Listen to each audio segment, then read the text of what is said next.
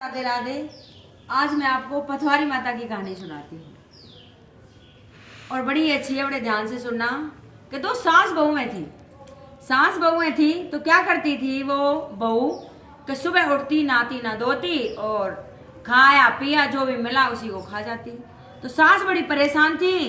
कार्तिक का महीना चल रहा था। वो बोली कि ये बहू बड़ी है। वो आई और मैं तो आज घर में व्रत कर रही हूँ और ये सब झूठन कुटन कर देती है। आज मैंने पंडित को भोजन करने के लिए बुलाया है तो ऐसा करूँ और इसको और आटा गूंदने के लिए दे दूँ और इसको बाहर भेज दूँ।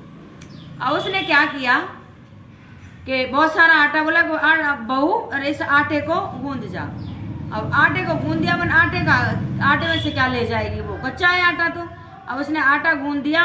गूंदने के बाद बोली कि बहू इस कंबल को ले जा और जब तक ये काले से सफेद ना हो जाए इसको मत लाना। अब बहू बोली कि सासू माँ तो बड़ी चालाक है कि मेरे को जब ये काला कंबल है तो काला ही रहेगा, सफेद कहाँ से हो जाएगा। अब फिर भी बेचारी चली गई। तो उसने क्या किया, उस आटे में से और 2 लोहे निकाले और उस कंबल में लपेट के और ले गई।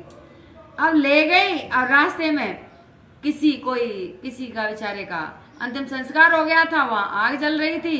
तो उसने क्या किया, वो 2 अंगे जो थे उसमें बनाए और अंगा बना के उस पर चीपे और वो सेक लिए।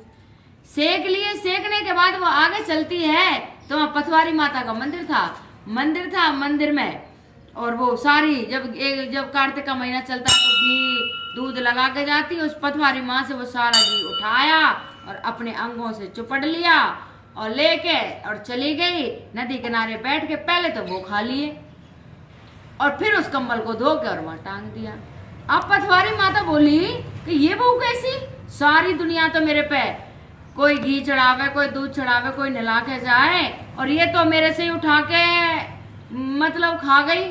अब जैसे औरतों में आदत होती है कि कोई बात होती है तो ऐसे करके मुंह पे उंगली धर लेती हैं, तो ऐसे ही माँ ने और मुंह पे उंगली रख ली, ऐसा कर लिया। और तो सारे गांव में हल्ला मच गया, करे पथवारी मैया ने तो मुंह पे उंगली रख ली, पथवारी मैया किससे कष्ट हो गया। अब तो सारे आवे ढोक दें, धूप दीप करें कि माँ माफ कर, क्या हुआ ऐसा करने लगे। तो सब गांव के आ गए तो बोले कि अब भी कोई काम नहीं हो रहा, क्या बात हुई, कैसे माँ रुष्ट हो गई, इसका क्या कारण है।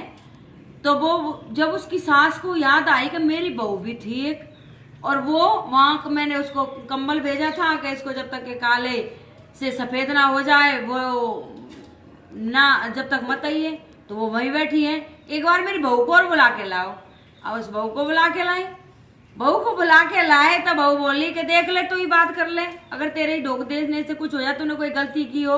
अब बहू ने एक डंडा उठाया कि सुन पथवारी माँ, अपने घर से तो आटा लाई, ठीक है, उसकी आग पे मैंने ये सेके तेरे से थोड़ा सा घी ले लिया, तने तब भी मुंह पे उंगली धर ली, ठीक है, उंगली ने हटावे या दू डंडा।